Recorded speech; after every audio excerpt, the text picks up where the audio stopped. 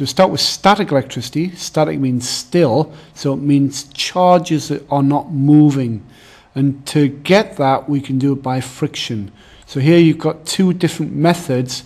What you can do is rub a cloth against the rod, and what may happen is electrons will be transferred from the rod to the cloth, leaving the cloth as a minus charge because it's got more electrons, and the rod as positive.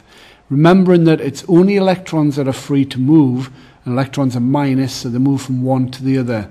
And other ways, for different materials, the electrons may rub from the cloth to the rod, leaving the rod with a minus charge and the cloth with a positive. You'll see that they've got equal and opposite charges. Things happen in everyday situations. Static electricity is caused by friction, by rubbing. Basic law of electrostatics is quite simple. Opposites attract, so the rods at the top would be pulled, drawn towards each other with an opposite force. And if they were the same charges, both minus, then you'd see them repel, push each other apart. Same would happen with two positives. A Graaff generator, I'm sure you've all seen one. This is how it works. The rubber cord rubs around here and causes static electricity by rubbing.